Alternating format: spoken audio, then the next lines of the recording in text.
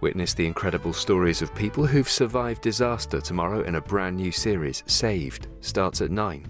Now there's some strong language when Ant and Dec met the Prince to mark 40 years of the Prince's Trust.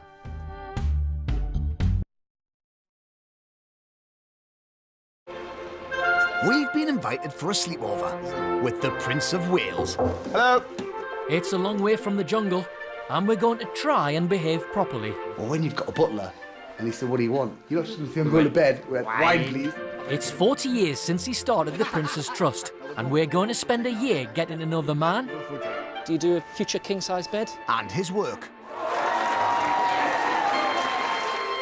We'll be going to prison with him. And palaces. We reveal never-before-seen home movies. Meet some of the people he meets. I'm the chairman of the Badger Face Welsh Mountain Sheep Society. And witness some unusual royal activity.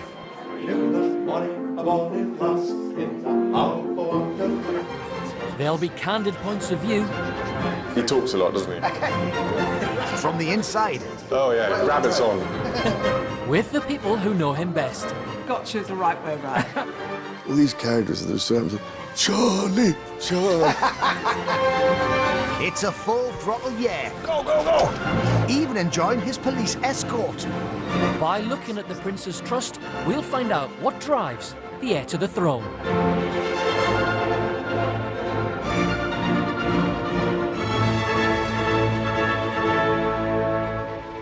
All right. We're off to Clarence House, Prince Charles's London home, just to say a quick hello before joining him later at a Prince's Trust function in the palace next door. Just everywhere he goes, does he have police escorts? They must do. You've got no idea of traffic, really, have you? No. When they brought in the congestion charge, you probably thought there's no need. This is the man now. This is his manor. It's quite different from our back Yeah, streets, isn't isn't it? it? The ones we grew up That's on. where he rode his bike when he was little, stuck there.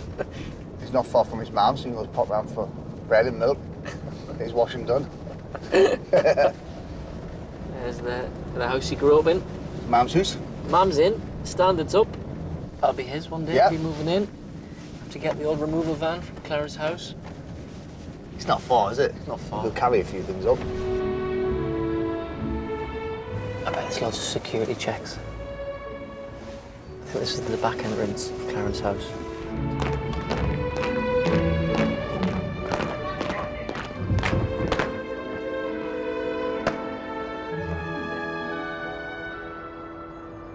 It's a nice place it's got, isn't it? It's a lovely house. The Queen Mum used to live here. Yeah, so this was his grandmother's house. Yeah. What do we do now? Go and talk to him. So let's go in there. Your Royal Highness. Yes. Sir. Yes. Keep it light-hearted. Let's keep it light. We're with him for a year. Yes. This is the first day. He Don't doesn't know what he's let himself in for, does he? He doesn't. Come on. Come on then. Right. Let's start as we mean to go on. Yes. Hello, pal. No, don't do that.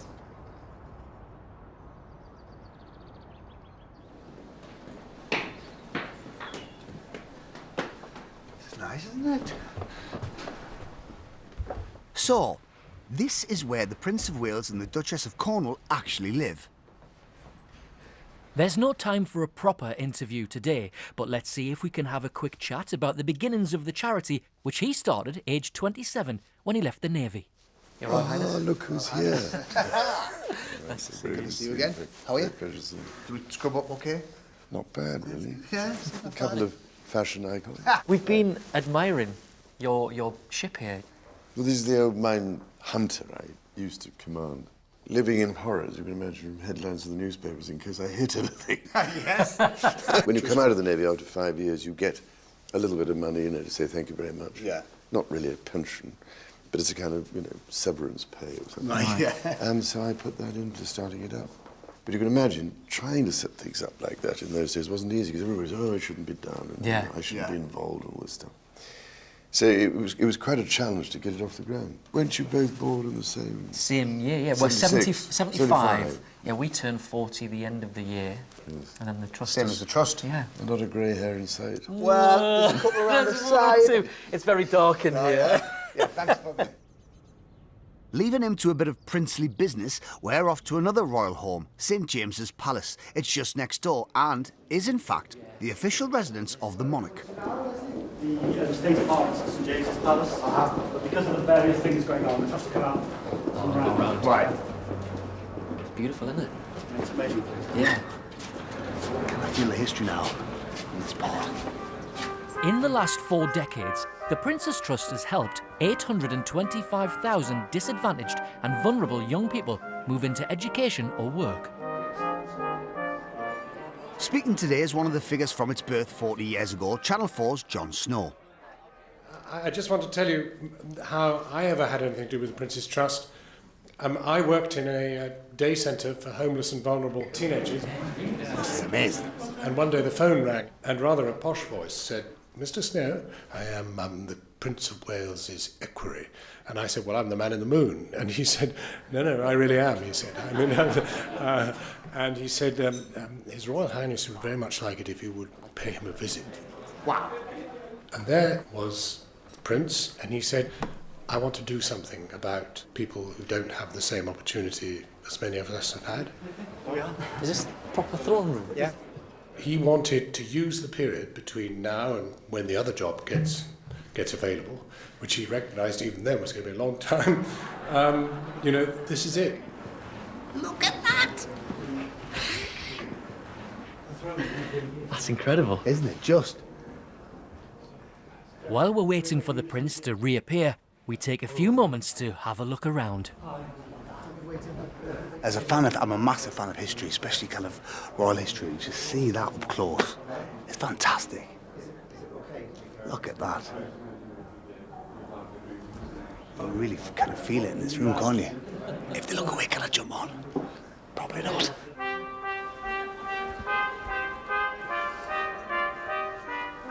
You're thinking about doing your living room, weren't you? I was thinking about doing it. I've got the perfect look for you here.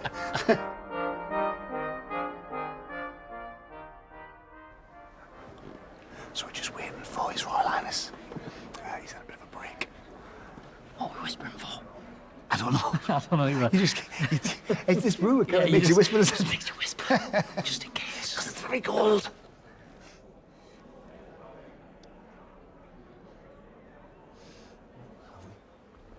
This is the connecting door between his home Clarence House and the grandeur of St James's Palace. Hello again, sir. I wondered what you'd be dressed as. Just suits this time. This event is about the Trust's future, and the Prince is meeting some of the people whose lives have been turned around by it. Outstanding success stories like ex-prisoner Gina Moffat, who now runs a booming catering business in Tottenham, North London. Gina is another fantastic person from Tottenham. Hi, Gina. Anyway, is the business going? It's going really well. I love being me right now. I mean, a lady I was serving sentence with, she had 18 years and she just got released last week. And I remember the promise I made to her. I said, don't worry, this Prince's Trust, they said they're going to help me set a business. And trust me, when they do, I'm going to make a job out there for you. Don't worry, it's not going to be long. You're going to come out soon. And she has. Said, oh, yes, oh, yes. Yeah, and now she's working for me. And the Prince's Trust is a family. And it's just great. It's amazing. Come here, you. Come here. That's brilliant, though. Oh, my brilliant. It's really changed things for you, isn't it? Yeah, and how long ago was that?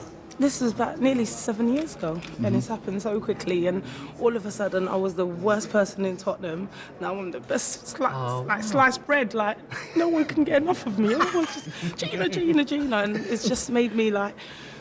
I'm just happy. I'm just really happy. Every time I meet him, I just feel like I've known him for years. Another success story is James Somerville, now Vice President of Global Design at Coca-Cola, no less. We received a grant in '86, so it was £2,000, myself and my partner, and we were 19. We were pavement artists, chalking on the street, so it allowed us just to come in and we set up a little design company. And then we had an office in London, LA, New York, Sydney and San Francisco. Wow.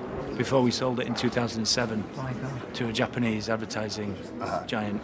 £2,000 was important, but what they give is, without them knowing at the time, they give you confidence. Absolutely, I agree. Right, yeah. Confidence to do it, because somebody actually trusts that you can do it. So the money gets spent, but actually from that point on, your confidence it's is... the belief. Absolutely. When nobody else will believe in you at that moment when you're so young.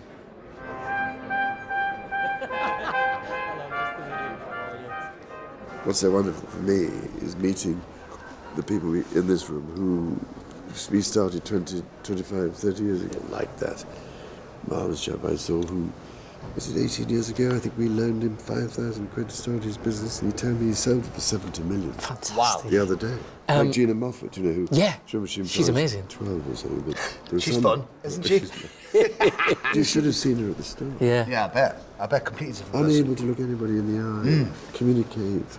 And how easy do you find it to empathise with people from completely different backgrounds to what you had growing up? To the youngsters? I don't know. You ask them, I can or not. No, but you obviously do. I just try and put myself in their position. Not the battle of communicating, he's actually listening. Yeah. But you want to be quite a good listener before you can actually do the communicating. Yeah, of course, absolutely. Because only that way you pick up. So if you listen to what people are telling you, after a bit you get an idea of what problems they're contending with. Yeah. And do you have to help out with the grandchild? Congratulations. Congratulations. You haven't said that yet. No, I don't think I'd be... I'm not trying. There's no nappy changing later on today. I haven't had the nappy course. I suppose at a pinch I could.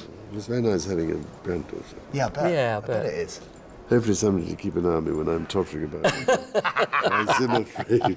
See you soon, hopefully. Yes. See you soon. No, we're going for a drink now, I think, aren't we? We're going to go to the gym after all the food you've eaten in there. Have a great evening. Thanks, sir. I really could do with a drink. I think we should go to a Prince of Wales pub and have a pint. What a great idea. That's the only way we can finish off the day. Come on, don't you fellas, think? off to the Prince of Come Wales. On, Come the on. Prince of Wales, the nearest one.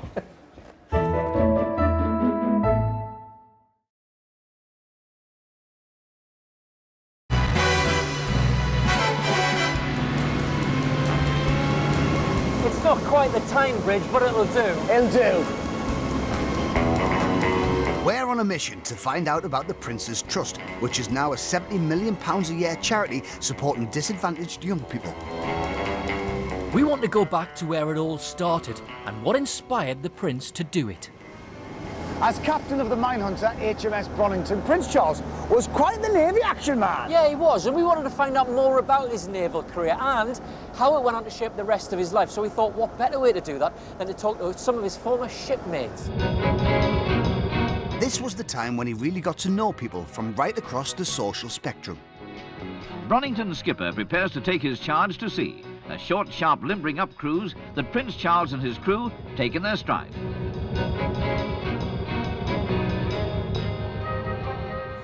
HMS Belfast. So this wasn't his, was it? This is a lot bigger than the one he was on. Captaining the Bronington was his last job in the Navy and was where he came up with the idea of a charity to help young people overcome barriers. Did the rest of the royal family make lots of visits on board? The Duke of Edinburgh's dad came 10 days after he took command. Right. And we had a nervous captain that day. I bet you did. Yeah, I bet you did. Well, that's the Queen coming on board. Wow. He was more relaxed by this stage, because this was November. So he'd been in command since February. Right, yeah. That's you. Oh, there I am. There you are. are. There he is. That's it, yeah. Off we go. Just mind your head on the way up. Oh, it hurts. Unlike a palace, living on board a small ship has its hazards. I remember never feeling more seasick than in that ship. Really? Because she was sort of flat-bottomed and those old minesweepers, they bobbed. I can't tell you what it was like. I remember there was always people on board who don't feel seasick. And they all appear, you know, with steaming mugs of soup saying, this is the life. And all you want to do is find somebody to shoot you. And you feel like death. Really? Go away. It's that bad? Oh, it can be unbelievable. Really? Presume being away at sea and being on a ship like this, in such close proximity to a lot of people, is a very different world to you're used to on land. But I suppose even more so for him because of his background. Today, I mean, he doesn't do anything without one of his protection officers and presumably private secretary over with him. Well, when we sailed, they left, you know, we left all that behind. So there's none of that at all? No protection officer. And when we got to the next port, then his protection officer would be there. Yeah. So at sea, you know, we were in his hands, but you could say he was in our hands. Yeah. The day he left Bronington in December 1976, he's never since had that same type of experience with all sorts of... I mean, the Navy, it recruits from all sorts of people, that's for sure. And he met all sorts and he interacted with all sorts. I wonder whether that's had a direct impact on the trust, on his idea for the trust. I think it must have cemented what he was thinking and given him more reason to do it. Can you imagine living with us for 8 months, 9 months, 10 years, all the time? To be honest, I've done an hour and that's been enough for me. One of the things you do in the military is look after other people. When I was, in my 20s, you had to look after all these characters. You were astonished. I remember one chap came up to me, his mother was telling, he said, "Oh, sir," he said, "oh, I've got a terrible problem." I said, "What is it?" He said, "Well, I've had my girlfriend's name tattooed on my fingers, and the trouble is he's got a new girlfriend. That didn't like it or something. Right. How do I get rid of it?" So, Christmas, where do I go to find that out? Anyway, I don't know whether I helped or not, I may have done. But, all those funny little problems you get. Inspired by those Navy days, for the last 40 years, Prince Charles has involved himself with people's lives that are far from his own. So when we agreed to do this documentary about Prince Charles, you kind of think it's going to be palaces, banquets, a lot of glamorous stuff. Tell everybody where we're going today, Ant. A prison. A prison. A bloody prison. I've not been to prison. I'm a little worried. I think I'm a bit too pretty to go to prison. Love you for breakfast, son. Her Majesty's prison. And it'll be His Majesty's prison next. Before we can get into this prison in Bridgend, Wales, ahead of the Prince's visit, there's a little matter of this. Area, please. I'd like to stand there, put your arms up for me, please, and carry out a rub-down search on you, OK?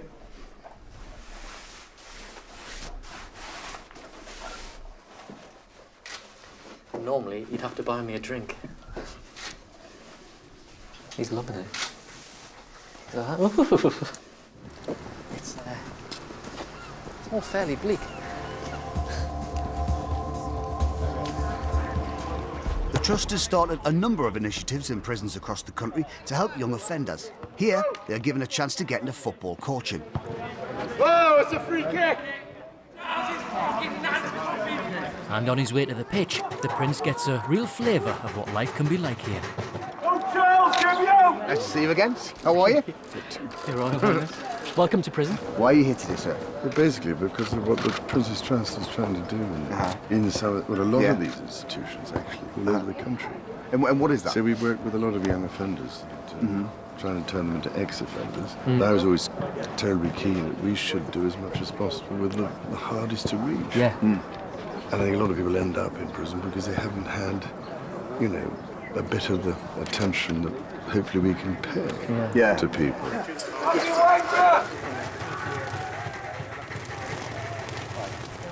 How come you block up Ronnie's? So us three against you three, yeah? Yeah. What have I done wrong not to get a brolly? No, you don't know. No? You're not allowed a brolly. I didn't think we'd get rain and Wales. Just kind of just be good, get your enhanced. If you go prisoner, you get all the benefits. So that is it, to keep your head down. But presume you only get to do this, do you, if you had good behaviour or something? Yeah. Of course. Yes. A lot of people keen to try it. Yeah, a lot of people. Obviously, I mean, it's a privilege to be on a course that helps with our communication skills, key life skills, things that we can really put into practice in the outside world. In all honesty, I'd love to do what a lot of these boys are doing, coming into the prison, helping coach. I think it's a good aspiration to have, to want to help people. Well done, fellas. All the best. Absolute pleasure, thank you. Thank you very much. You come to prison and you think, what kind of animals are we going to meet in there today? But actually... Nice lads. They're really good lads who've made mistakes. They're being punished for it, and they want to improve their lives and want a bit of hope. Yeah, and that's what this offers. That's what the scheme offers. The Prince's Trust offers, and it's good. It's good, isn't it? It's really good. Now can we get out of here? Yeah, come on, let's this go. way, quickly.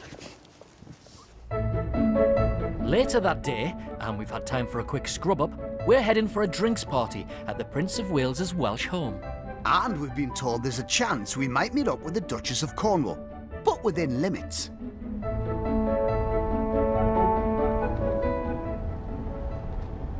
So she kind of famously doesn't give interviews. Camilla? So what are we going to do then? Well, we've got to just kind of, grab her for a chat? Yeah. What are you going to say? Hello, Camilla. Hello, Dad. What are you laughing at? How are you today? I'm good. Now, is this an interview? No, it's just a chat. Informal?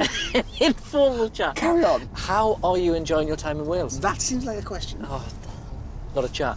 Not a chat. More of an interview. More of an interview. Oh, Oh. it's a very fine line. It's a very fine line. Right. Let's get in and get a drink. So this is their home in Wales, and apparently you can rent parts of it for holidays, when they're not in residence, of course. Where are they then? I think they're putting the final touches to the canapes or something. But yeah, we're going to catch up with the Duchess in the dining room. Apparently, we've been invited to the dining room. In the house now. Yeah, we've been invited to the house. Don't make it an interview. It's not an interview. It's an informal chat. It's just a chat. I'll start. Right. Okay. Just follow my lead. Okay. I'm good at this kind of stuff. All right. Okay. Come on, then we better go in. Hello, Let's get Pet. ready. Hello. Hi. Your Honours, thank you very much for having us. Hello, hi, nice to see you. Nice to see you too. Out and deck. Yes. Got you the right way round. we're standing the right way. Yeah, we're making it So as not to easy for you. Brilliant. Well, it's nice to meet you at last. This is beautiful. Yes. What a beautiful place. Oh, it is lovely. Oh, It'd be thank nice you if for having the us. sun was shining. Yeah. It started raining on us when we were in the middle of a prison yard. Ah. Thank you for having us. Thank you for inviting us in. Well, I thought it was better than standing outside. In the rain. Like these poor people. Like they're all right. They're all right, leave them out Under there. their They know their place. They know their place, that's fine. They're hardy fools. We've had an amazing day following the Prince on his duties with the Prince's Trust. Tell us what you think of the Prince's Trust from your point of view. I think I'm really proud to be married to somebody who 40 years ago, age 27, had the vision to sort of put it together. I mean, it was an incredible idea then, and for somebody, I mean, he was very young then, to think of it and to think of these, very disadvantaged young people who'd literally been through hell and back, and to find a way to give them a second chance in life. And back then, he was obviously much closer in age to the people he was helping, but now 40 years on, he's much further on in age. He's much more, a bit more mature, shall we say? But he still has the energy and the enthusiasm for it. How does he maintain it? I don't know. He just has that energy, and if you're passionate about something, you can do it. He cares so much about these young people. The first time I went to visit it, I think it was about 13 or 14 years ago, and I went to one of these meetings they had after they finished their course, and you saw this group of people who obviously, before the course started, were incapable of saying anything. They had no confidence, they had nothing. And they sat down at this table, each one got up and said what they thought they'd learnt or gleaned from the course. And it brought tears to the eyes. I mean, I left with a huge lump in my throat because I think it had given them confidence, and if you've got confidence, you can. It's you that can little. do anything in life. We followed him all day today, and I'm knackered. Yeah. How does he? I don't know how you keep it up. He does have incredible energy. Yeah. Good diet, good vitamins. He loves it. Yeah, he does. And you can't do something unless you love it. No, you're right. He's got a passion for it. We'll let you get on and get your drinks reception. Are we coming? Can we come? Well, I expect if you behave for anyone, Okay, we'll be thank alive. you. We'll try our best. Anyway, it's lovely to meet you. Very nice to meet you too. We'll see you again. Very nice to meet you. Thanks, Anyway, ma'am. back into the rain again. Everybody's looking a bit Come on, soft. get back in the rain. Come on, you. Thanks, Mum. Bye-bye. Thank you. Well, apparently we behaved okay. So now, round the back to their barn to join the party for just a few of the Welsh great and good. I'm the chairman of the Badger-Faced Welsh Mountain Sheep Society. The what? Say that again. You're the chairman of the Badger-Faced Welsh Mountain Sheep Society. Okay. And then Prince Charles is our patron. Oh, great. Forgive my ignorance. What is a badger-faced Welsh mountain sheep? Well, it's a Welsh Let me guess. It's a Welsh mountain sheep with the face of a badger. Yes. Good at this.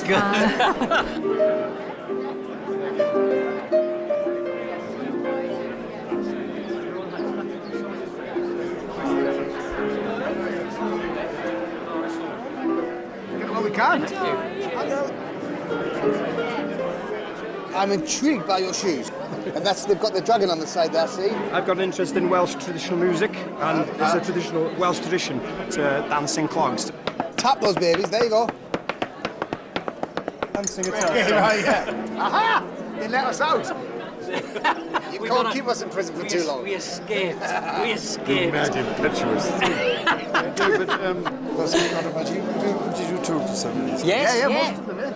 We've talked to the badger-faced Welsh Mountain Sheep Society. Yeah. We've talked to the clogmakers. You meet some very varied people, don't you?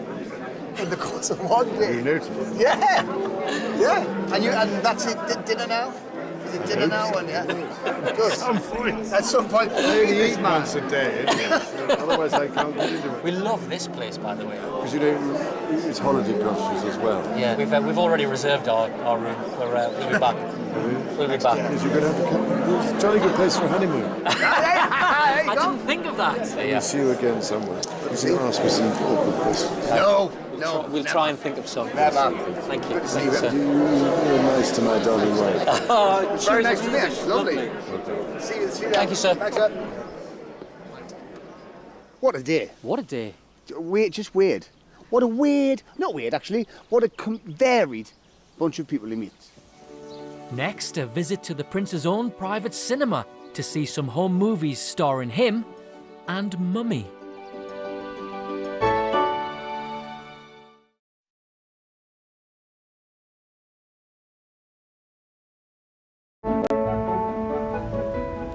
We're spending a year with Prince Charles, and we've seen some of what his charity does.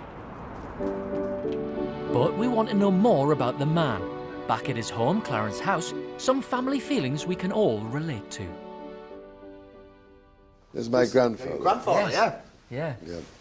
Who, sadly, I mean, I was 3.5 when he died. Oh, really? I could just remember sitting on a sofa with him, wearing shorts.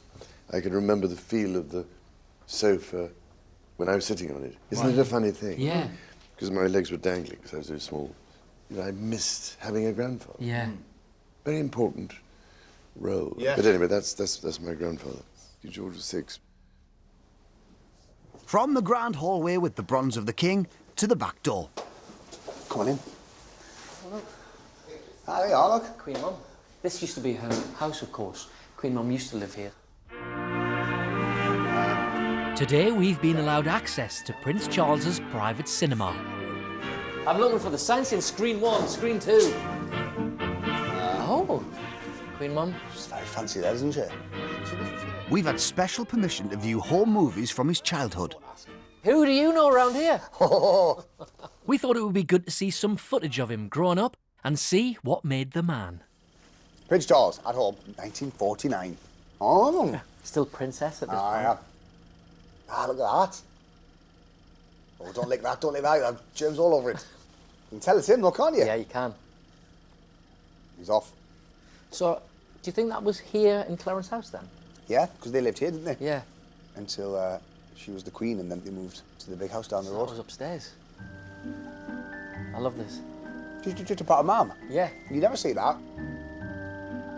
It's just proper family stuff, isn't it? Just Home like a movie family stuff, yeah. home movie stuff.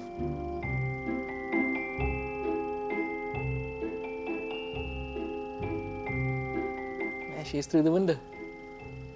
It's a lot more intimate, this, because when you see stuff now, they're out on the lawn, they're posing for everybody. Yeah, yeah. But this is just kind of for them. What is he saying? I thought he said mummy. He's ticklish. We'll have to remember that. If we're getting an awkward spot, he's ticklish on his right-hand side. Aren't they just amazing? Yeah, really good. Like nothing I've seen before of him. At the palace, it was a happy day for Princess Elizabeth and all the other illustrious members of the christening party. Now in newsreel, it's fascinating to glimpse him with his grandfather, King George VI, who died when Prince Charles was 3.5. Being a persistent young man, he got his way in the end and went off by himself.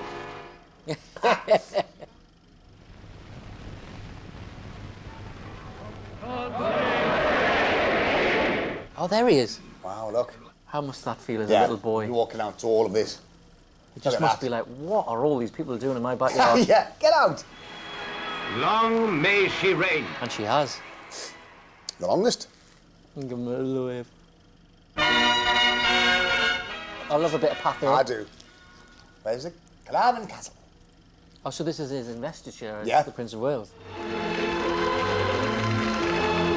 God bless the Prince of Wales, they sang. 1969. Wow, he looks young, doesn't he? He looks a bit lost there. And amazing, having seen that footage of him as a baby with his mum, and then here she is now.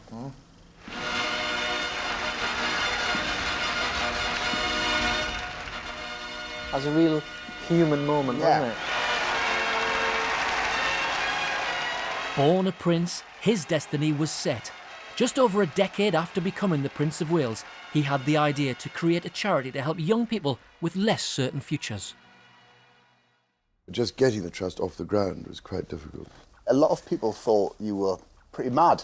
That Prince of the Realm was going to go out and help disadvantaged children and youngsters and try and get them on the right path, and people didn't see it working.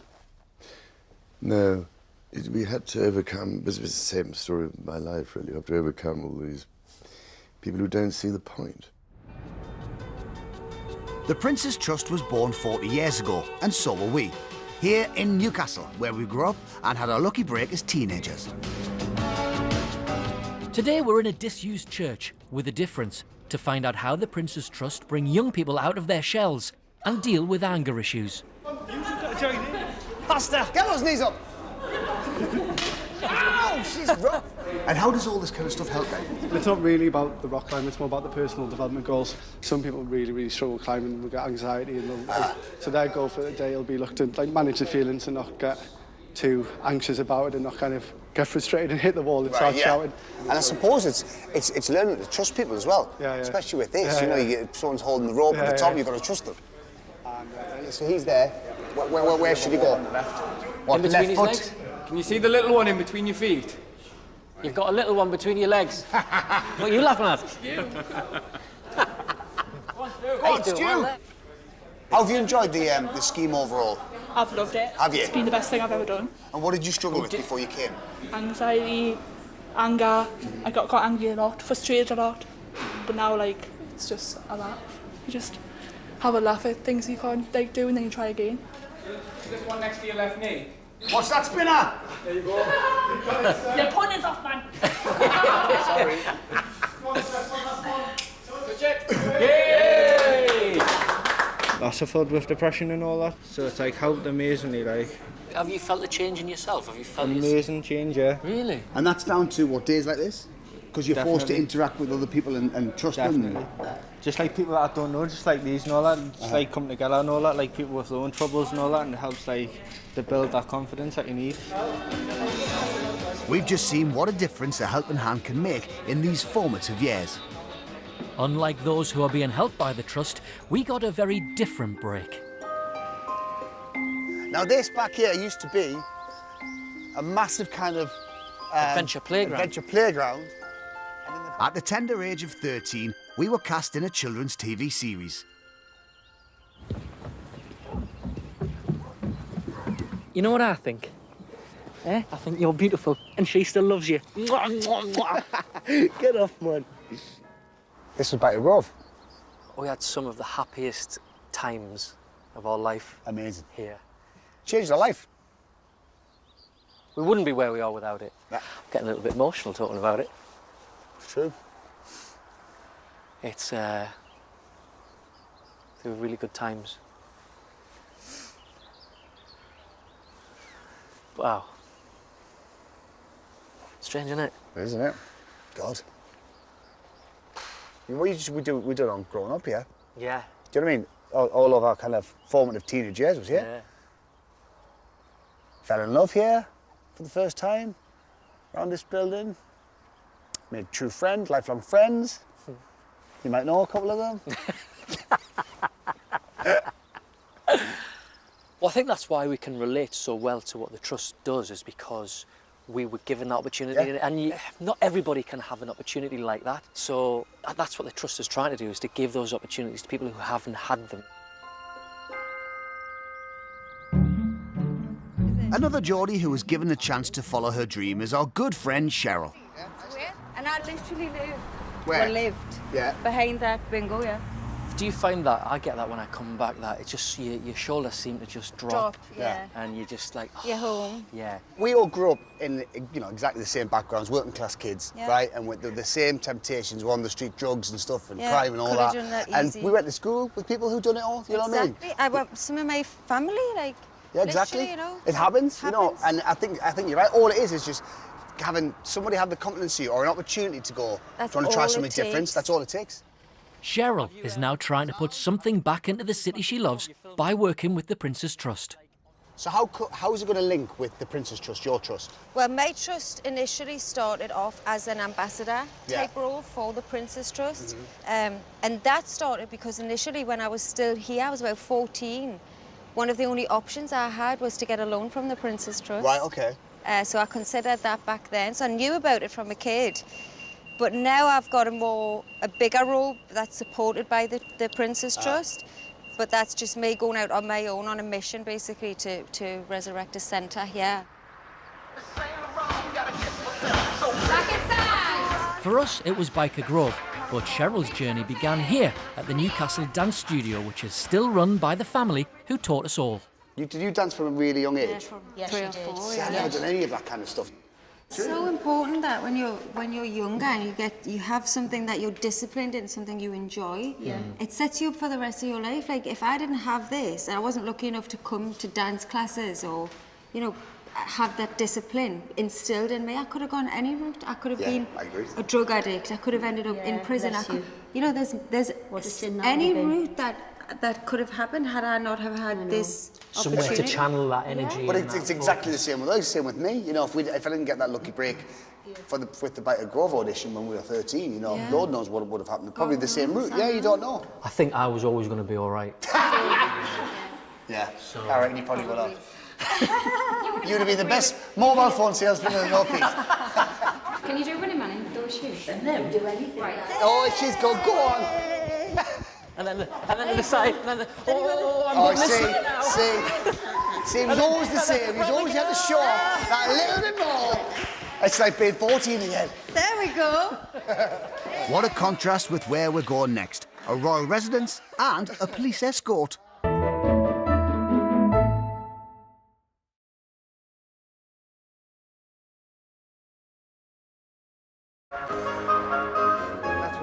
Today we're back at Clarence House, and this is really exciting. We've been allowed to join the Prince's convoy as he rushes from one engagement to another. Go, go, go! Here we go.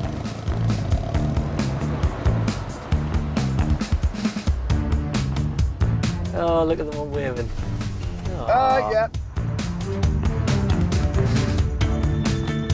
The 4 motorcycle outriders do a finely choreographed relay, holding back vehicles not just at crossroads and red lights. So he races ahead then, everybody one side. But even oncoming traffic, allowing the Prince and us to drive on the wrong side of the road. Look how long you'd be stuck in that. Yeah. Traffic. Not today. This is the way to do it. A 20-minute journey in 2 minutes.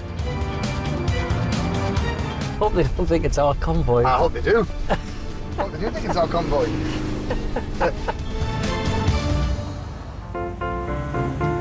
Today he has 4 engagements, and we've jumped ahead to M&S's Marble Arch store. What they want to see. There you are. Oh, thanks a lot. Over the years, the Trust has persuaded some of Britain's biggest companies to give disadvantaged young people a break. And today we're introducing some of them to the Prince. My confidence wasn't very good. I go out the street, I feel like everyone's staring at me. And, you know, I've been bullied so many times that it affects you. Like, all the way through school, I was always bullied for being, like, the odd one out. All the best, good luck, see you later.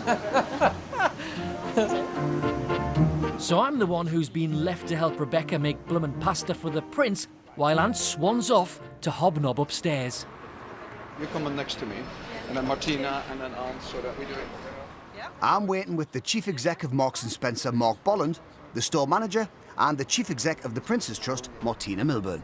Welcome to my life. Yeah, exactly. This is what I'm like waiting for Deck. Every morning. I'm a professional hoverer. Same here. My view.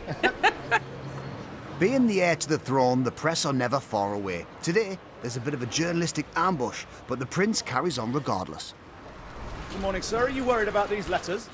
You've not been behaving unconstitutionally by writing letters. And he does unruffled pretty well. Nice to see you again. Shall I show you around? Come on, sir. This scheme is about getting work experience. There's not necessarily a job at the end of it. Are you at the end? Yes, this is my final week. Did you get taken on? No. I'm hoping. Try a bit of cheese. Sir, I'll try on your behalf. Thank you very much. It's wonderful. He's my taster. I'm your taster. Here we go. And that goes with one of your 5 a day. The banana. Yeah, perfect. Thank you. On we go. Have you got a personal trainer? Thank God. Doyen is another Prince's Trust trainee, and he seems to have found his niche in menswear. You want me to take my jacket off? Absolutely. I didn't expect this. Well, I had to work behind the deli counter. Okay. What do you reckon, Dion? Button this up. Perfect fit. Have you always been interested in fashion and menswear? And I have actually been interested in fashion for quite a while Shiny now. shoes as well. Thank you. Are they Marks and Spencer's? We're not gonna. You can't. So did they give you the suit? Yes, they did. Are you a Marks and Spencer man? Have you got any Marks and Spencer clothes? Shoes? Unfair question. Is it? Yeah, I'm not letting on about that one. Okay. Underwear. We've all got M&S underwear. I'm not Surely. Third floor and home furnishings with Rayon, who's been unemployed since he left school. So do you have the odd special offer for? This offer is 20% off when you buy 2 items. So There's a lot to learn, isn't there? it's a lot to learn, but when sometimes it just comes naturally. You know, some people it comes naturally. So had you had real difficulty finding a job? Yeah, because I had no previous work experience, and the Prince's Trust actually helped me so much. Do you do a future king-size bed? Maybe would that would that be the kind of future king? Our trainees think they're simply getting their leaving day certificates, but there's one more big surprise in store. I've got one little announcement. You all have a job. Oh wow!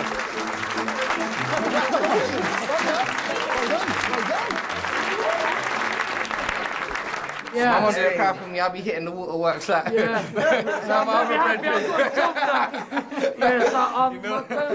Hey, boys, don't remember we have to be back here on Monday, so no.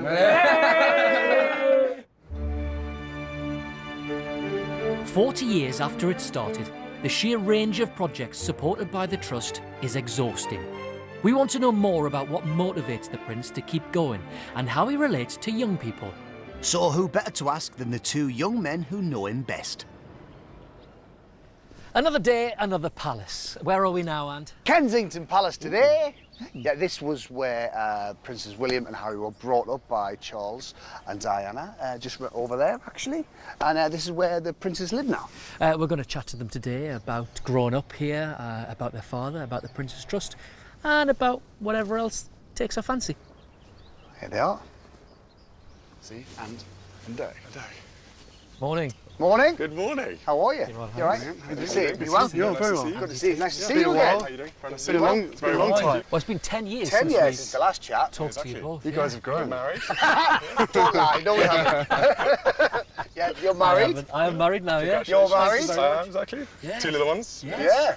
Yeah, a lot's changed. It has, isn't it? Yeah. Stuff. It's good. Bags on the eyes. Oh, really? Yeah. Are you feeling it? No, that's not that bad.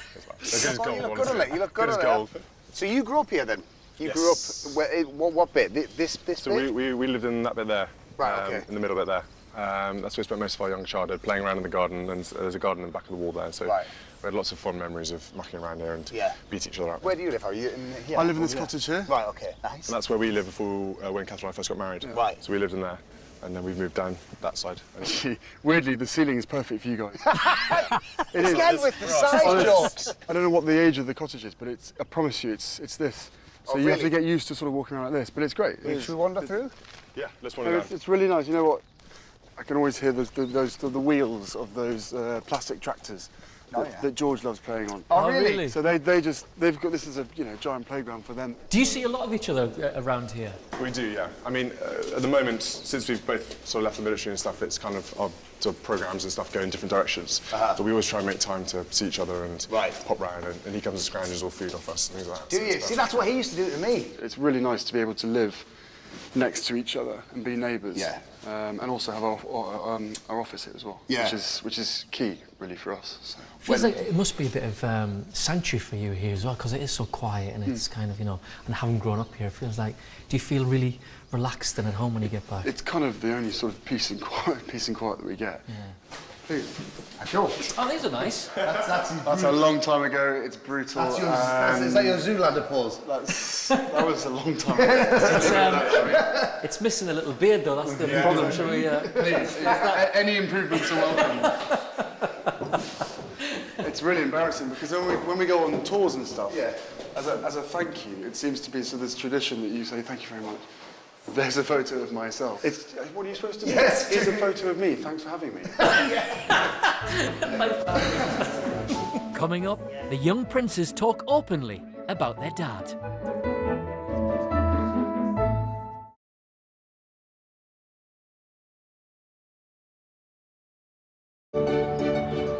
What's in here? This has obviously been fixed up in the last few months. Is this it?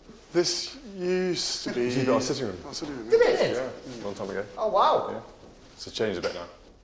And then Kensington Palace, or this part of it, was used for our father's, Prince's Trust art studios. Yeah, the Prince's Trust were in here for a while, and then the art studios. And the art studios as well. They did lots of naked portrait prints in here. Did they? Yeah. So we used to look out from Notting Cottage. I used to go out and close the blinds, and I'd be like, what the? And there'd be some guy in the window like this. Amazing. And all these artists coming out with their paintbrushes going, ooh, like this. I'm like, ooh, that's not normal. Not normal. That won't be happening today. Good. We're in your old living room, did you say? Yes. Yeah, a long time ago. We used to be in here. Yeah, it used to be a playroom. Happy memories, definitely. Yeah. Happy memories, yeah. Has fatherhood changed you now that you've got the two children? I'm a lot more emotional than I used to be. Oh yeah. Yeah, weirdly. I never used to really kind of sort of get too wound up or worried about things, but now the smallest little things I can feel you well up a little bit more, right. And you get affected by sort of things that happen around the world or whatever a lot more, I think, as a father, just because you realise how precious life is, and it puts it all into perspective. The idea of not being around to see your children grow up and stuff like that. But from some of my earliest memories, I remember my mother and father taking us to charities and organisations and showing us, what goes on. And I think it's seeing such a broad spectrum of life. It's really important from a young age to give you a bit of perspective to go, you don't just live in a palace. It's very important you get out and you see what goes on in the real world. And you obviously ask him for advice as well on the stuff you're doing. The advice that he can give us based on the contacts that he's made over the years is incredible. Yeah. You can actually ring him up and say, well, I'm a bit of a pickle here, or even better, you can offload stuff. Yeah. If someone does say something to me, there's always a little light bulb that goes, hang on a second, I'm in no position to be able to do this for lack of knowledge or whatever. And you just ring and say, Paul, can you do this? And then he's guaranteed to have at least one, if not two people who are specialists in that area, and they can get things done. The Prince's Trust evolved over time into what it is now, which is this incredible charity that has really, I think, bust every possible limit it was ever set. Yeah. It's really done well, and I think he's incredibly chuffed with how it's gone. We've spent a lot of time with your dad over the last year. More time than us, but... Yeah, that probably has. Probably. Yeah, we'll see you at Christmas, yeah. Oh yeah, didn't need to say we're invited for Christmas lunch. That's the idea, we get Christmas off. And we have been kind of bowled over by his energy and his enthusiasm still for the Prince's Trust. And what do you think are his main characteristics, maybe that everybody doesn't see? I'd say he's got an insurmountable amount of duty in him. He's incredibly driven to do his duty, and that is from a very young age. It's been instilled in him for since then, and it's where a lot of his passion and his drive comes from. I think he relishes the challenge, but equally he's had such a difficult time in getting across some of his points and some of his issues. for whatever reasons they might be, I think it's a real credit that he's managed to keep going as he has, and I really respect and look up to him for that, because it can't be easy to have taken so many knocks over the years and you still keep going and fighting as much as he has. I remember being very, very small and physically being unable to get to his desk because of the amount of those plastic bags that he has, the work bags that his office has. Oh, really? Like six or seven bags either side of him that he just has to go through, and you know, letters from 3 months ago. And you think to yourself, well, why are you still writing letters? You know, fine writing thank you letters, but it's this correspondence, just letters the whole time. Because the amount of stuff you've got to go for. It's a lot easier, and you get a lot more things done if you actually picked up the phone. Well, guess what? Send a text message. Doesn't do modern technology. Have you heard of email? It's a lot quicker. I know. His writing, his letters are notoriously difficult to read. But as it gets later in the evening, and it's about 12 o'clock and he's writing letters, we can tell instantly, because it starts disappearing. Where he's falling asleep as he's writing his letter. So you get these long sort of A's that disappear off the page. We regularly, at school, swapped letters and said, I think I know what it says, can you read it to me? And it was just drivel. What was being said, just in case there was a bollocking we didn't know about. Everybody growing up was always embarrassed by their parents. Did your dad embarrass you much? Did you ever get... All the time. A typical, one example, being in a play at school. And there was a particular scene that he found very amusing. Much more amusing than the rest of the audience. It wasn't funny. It wasn't funny, no one else is laughing, but because of something, because he, obviously, like a parent, they know you. And you're putting on this sort of persona or whatever, he just burst out laughing. In fact, my grandfather was there the same night, and it was just the two of them. And that's all I could hear. He got a very loud laugh, like a really loud laugh. Amazing. And no one else laughs. He always laughs at the wrong moment. Right. And doesn't think, oh, I should probably stay quiet. Just thinks it's the best thing ever. I was in a play, and I remember it's called Santa's Smag or something like that. I can't remember. It was some sort of Christmas play, and I was a wizard, and I came on, I narrated it. And I jumped on stage, and there was meant to be a bit of pyrotechnic explosion in front of me, and I jumped on stage, and nothing happened. And so I started reading it, and of course, at this point, I was quite panicky, and then the pyrotechnic went off, and I started reading it, and I was like, in your face. Literally, I mean, the laughter from the whole way through, he couldn't stop laughing the whole way through the production. And so even several times, I'd stop and listen to my lines. I cast a little eye across, you know, big death stare, and then I'd try and get back to my lines. It was terrible, honestly. That ties into the whole family piece, where everywhere we go, everything is sort of rehearsed so much that it's always bang on, correct, perfect. But we do no more so than our grandfather. Love it when it goes wrong. When things go wrong. And he always tells me, "Don't worry, it'll probably go wrong." And they're like, everyone's like, and then it does go wrong, and they're sort of crying, saying, "Don't worry about it. It's actually now I will remember it even more." Very memorable. But it's true. So there you go. Their dad likes a good laugh. He's not just a distant prince in an ivory tower. He wants to connect with young people. And now we're off to Scotland to see how the Trust schemes are not only close to his heart, but his hearth. We are on our way to Dumfries House, which is the Prince's residence in Scotland, where we have also been invited to stay the night.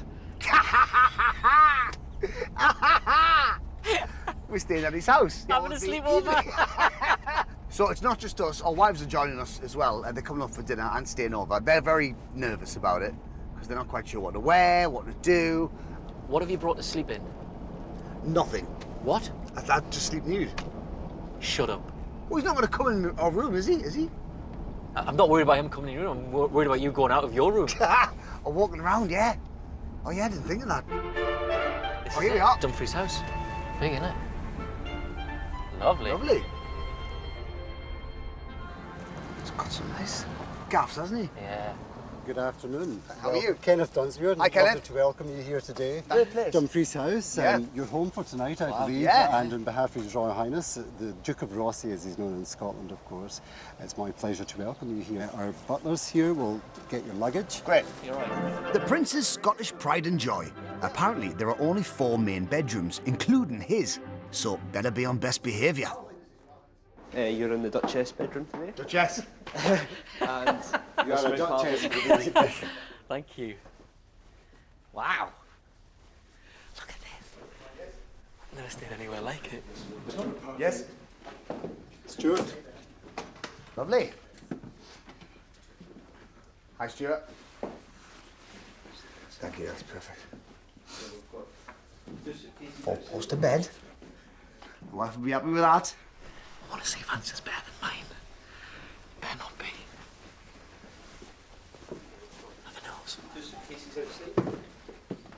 You all right? Nice. See, we have got ensuite bathrooms. You worried about that? Yeah. I wouldn't want to be sneaking around the corridor in my underpants. What's your room like? Same? It's better. No, it's better than this. Shut up. It is not. It's genuinely. Oh, it's nice. Nice, isn't it? Yeah. Slightly better than mine, which I'm a bit pissed off about.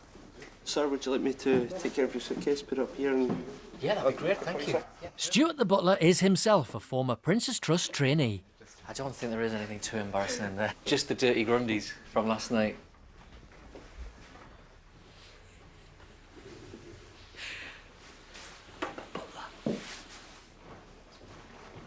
Nice that fireplace.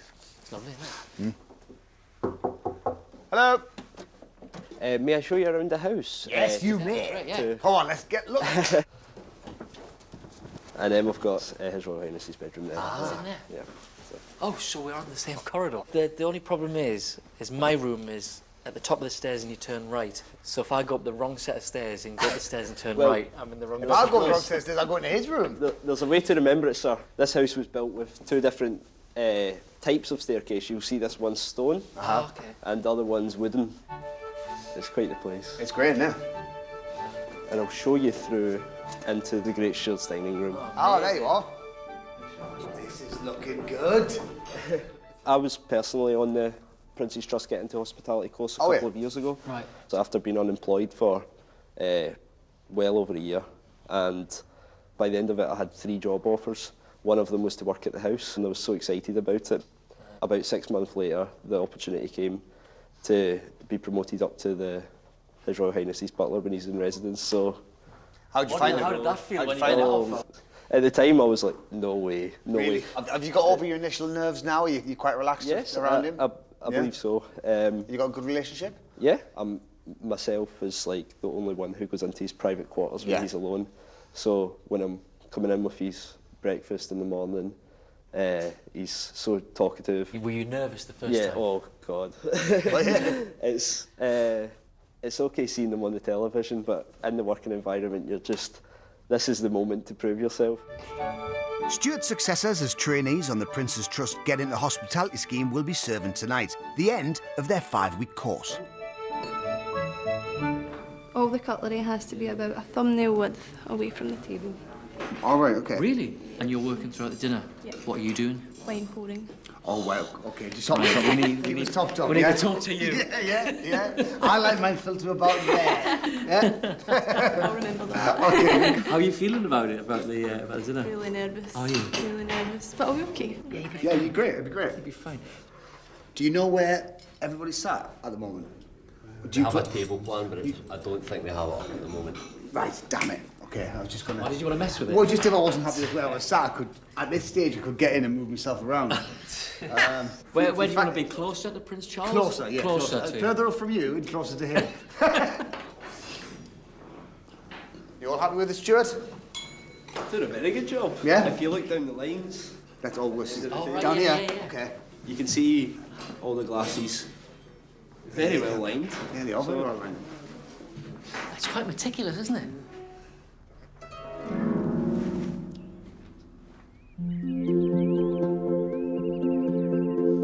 Just in time to make sure we look presentable, Bow tie straight. our wives have arrived. Yeah? There you go. Good. Perfect. Thanks. You look lovely too. Thank you. You look lovely. I've got a good view.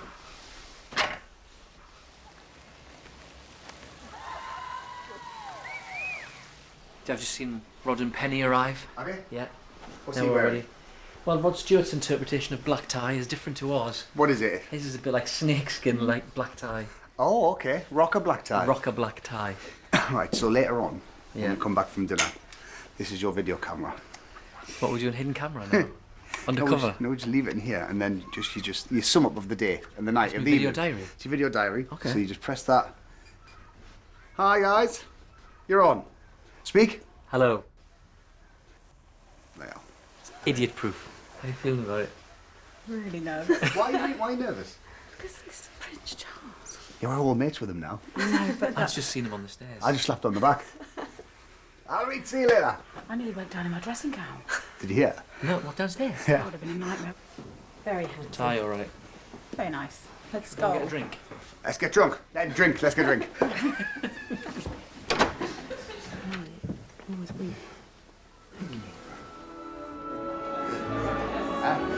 So, parts of the house are open to the public during the day, but tonight, it's all ours.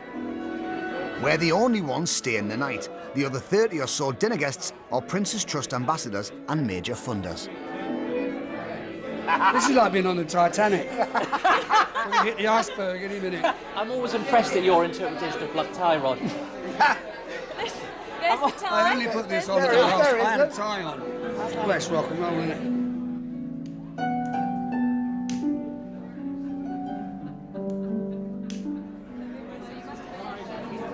I'd love to wear a kilt. I'd love to wear a kilt.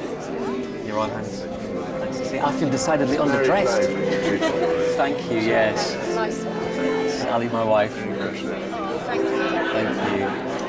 I'm so glad to meet you all because Nice to see you again, Your Hands. What can I tell you? never appear. I know. See, they do exist. They do exist. Because I went out for a short time to do some, just potter around and see what was going on with my secretary. And all these people were all looking for you two. Oh, we want to see that. I said, well, if you hang around, they might be here tomorrow. Oh, I want my bag signed. Downstairs, the trainees are learning from the master, renowned chef Anton Mosselman, who's demonstrating that champagne adds a certain je ne sais quoi to a mushroom risotto.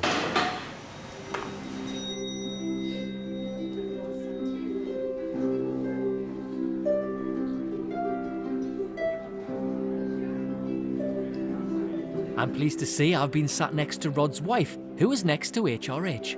And I'm on the Prince's other side, so that's us sorted. And our new friends, the Prince's Trust trainees, are doing a sterling job with the wine.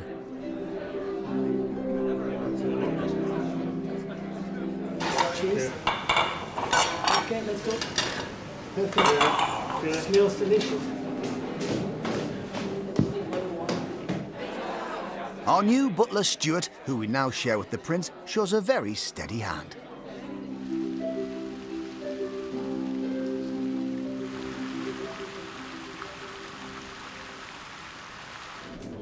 After dinner and before a little sing-song, the Prince's Trust trainees receive their certificates from the man they've cooked and served for. Yeah, actually, I've got the job. I'll start next Monday. Did you do the right top? Yeah, I'm good at baking. You see, well, that's a great tip. Did you learn it from your mother or grandmother? My mum. Yes, you see, that's half of it, isn't it? Really? Yeah, that is that. So is she pleased that you've done this? Yeah, she's over the moon. Brilliant.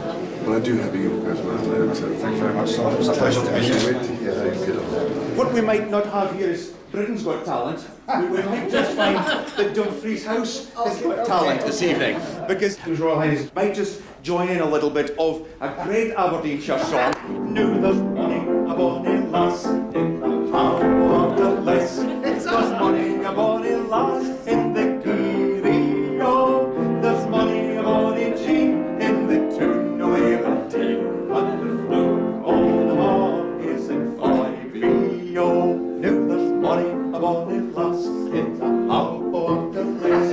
There's money a bonny lass in the Curio. There's money a bonny jean in the tune of Aberdeen. But the flu on the mark is in 5-EO.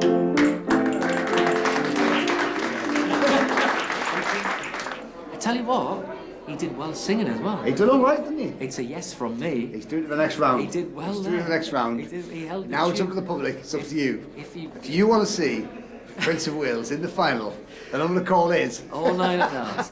Any more drink before we go to bed, do you think? I'm trying to find the residence bar. There must be a There late must be bar somewhere I can get a little somewhere. dry. He sang it a wee dram before you go. Well, I'm not going yet, so come on. Somewhere to get a drink. Where do I get a drink? Excuse me. Young man? That way? This way.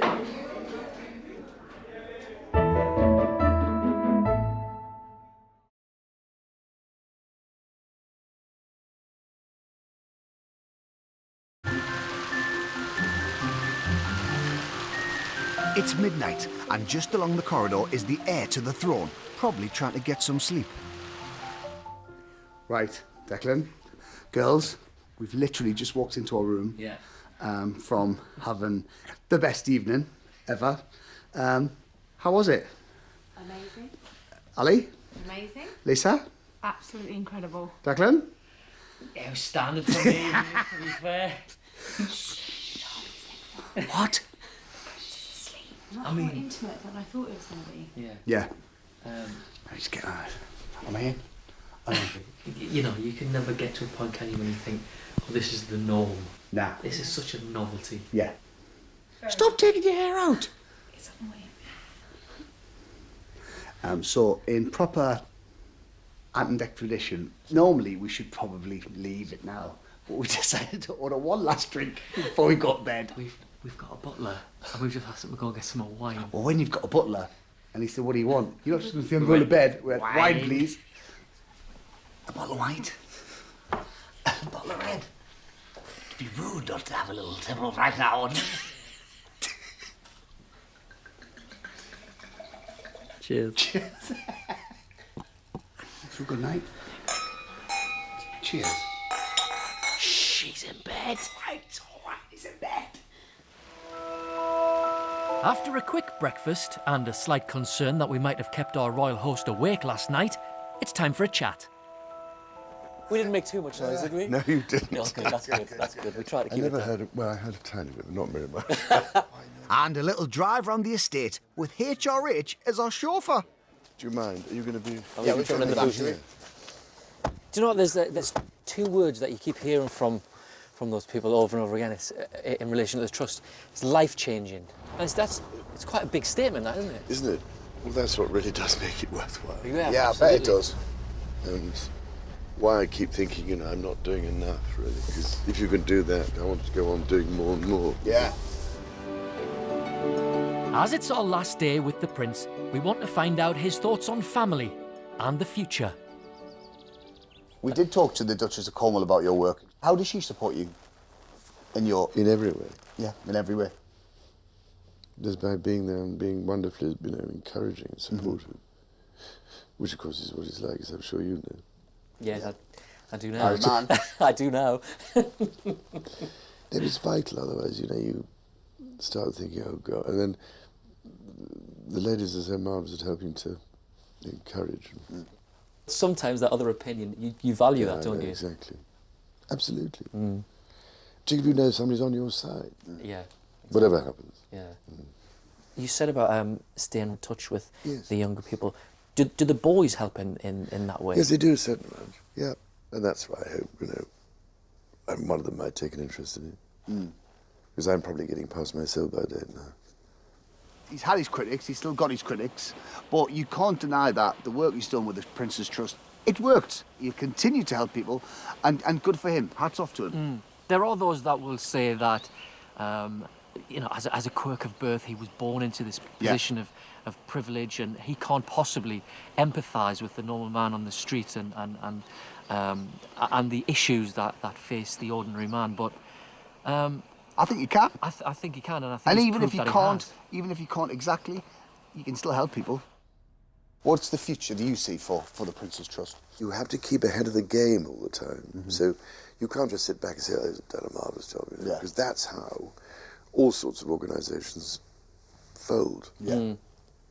Because you become absolutely static and you think you found, you know, the right thing. When in fact you need to be constantly thinking and aware of issues that are arising to try and make sure you're relevant. Well, sir, good luck for the next 40 years. Thank you. Thank you very much for chatting with us. And we've had great fun. We have. Following you around. We've Are you going to really miss enjoyed us? Of course.